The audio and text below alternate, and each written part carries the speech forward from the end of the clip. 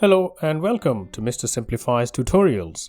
In this tutorial, we take a look into cognitive dissonance, look at various marketing examples to simplify it, and understand how it affects you. Have you ever bought something you didn't really need, and then convinced yourself that it was the perfect choice? A shiny new mobile phone, an expensive car on a lease, a piece of jewelry. That uncomfortable feeling inside when your actions don't match with what you believe. That's cognitive dissonance. Also, holding two conflicting beliefs in any situation also leads to cognitive dissonance. Now, marketers use it all the time to influence what we think, buy, and believe. Today, we'll explain cognitive dissonance in the simplest way possible and show how it shapes consumer behavior with real business examples. Now, what is cognitive dissonance? Cognitive dissonance is a mental discomfort we feel when our beliefs clash with our actions. It can also arise from just having contradictory thoughts about something. And when it comes to beliefs versus actions, our brain tries to reduce this discomfort by changing how we think or by justifying our actions. Cognitive dissonance was first studied by Festinger and came to light in his book called A Theory of Cognitive Dissonance. The cognitive dissonance theory is also called the Festinger theory.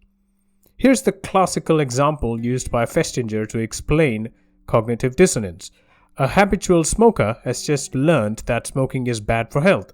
He or she will now experience dissonance because the knowledge that smoking is bad for health is dissonant with the cognition that they continue to smoke. One way to reduce this dissonance is by quitting.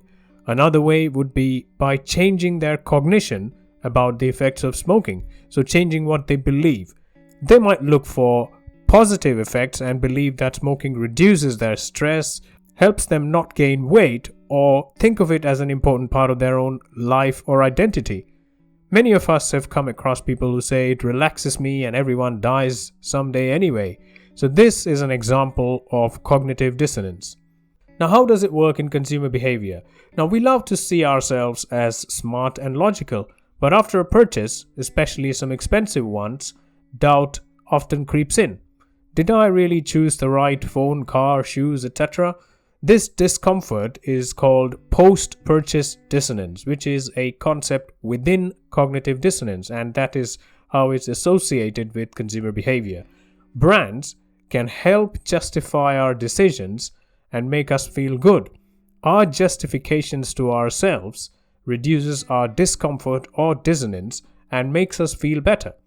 Now let's look at some marketing examples to simplify the concept itself, and then we'll come back to consumer behavior.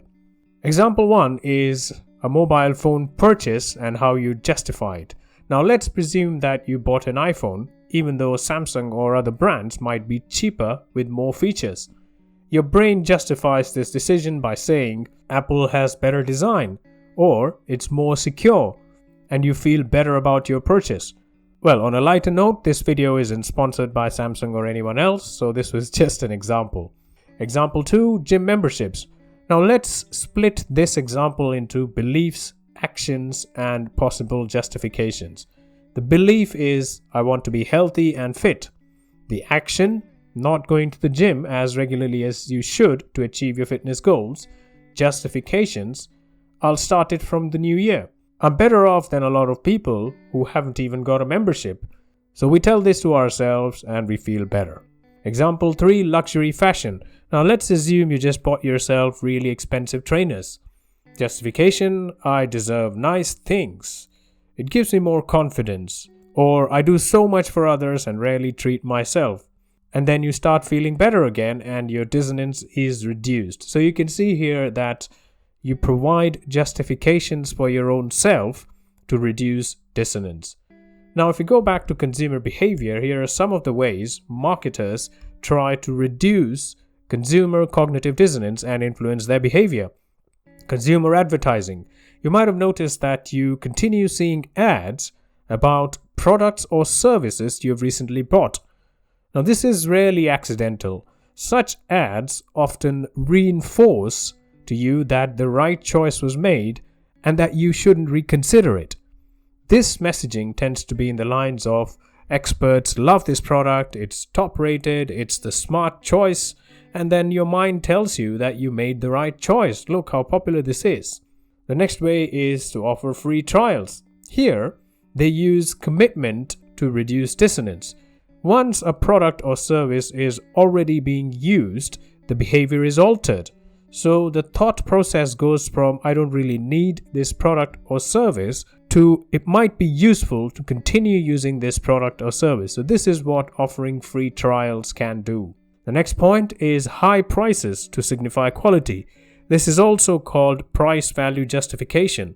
Some brands tend to maintain a high price point, use premium packaging, awards received by the product or service, quality accreditations, expert endorsements, etc. to try and change the thought process from I'm paying a lot for this, is it worth it, to everything good comes at a price, so it's surely worth it. So they actually use high prices as an indicator of quality, and it helps you provide that justification to reduce dissonance.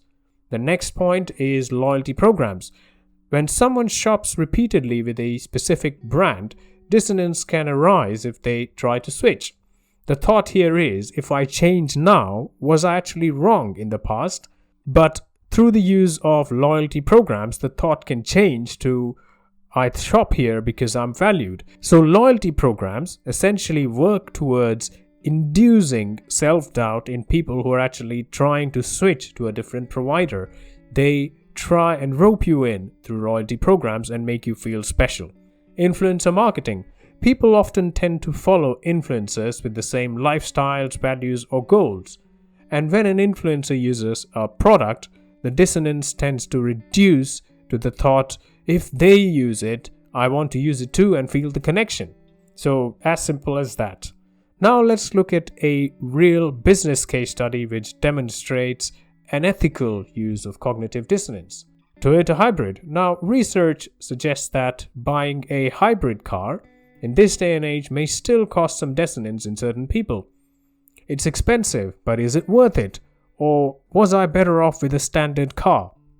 Toyota understands that this dissonance needs to be reduced, and it does so by promoting long-term fuel savings, highlighting or showing the environmental benefits, by using customer success stories, by highlighting their reliability awards. If people feel less dissonance, they're happier, easier to serve, and tend to provide recommendations to other people, which becomes a strong marketing tool. Now let's do a quick wrap up and move to our discussion point. So what is cognitive dissonance? It's a mental conflict. And when does it occur? When beliefs do not equate to actions, or if there are contradictory beliefs about something. And what do brands do? They help us reduce that conflict in our minds. Now that you know about this, you might actually start noticing it everywhere. So over to you. Did you purchase something or sign up to something that later made you think, was that necessary, or was I actually roped into this? Was it the right product, or did you actually convince yourself in that situation? Let us know in the comments. And as always, thank you very much for your attendance to this tutorial, and I highly encourage you to like the content in this channel, share it with your friends and colleagues, etc. And most importantly, take very good care of your own self. Thank you very much. Bye-bye.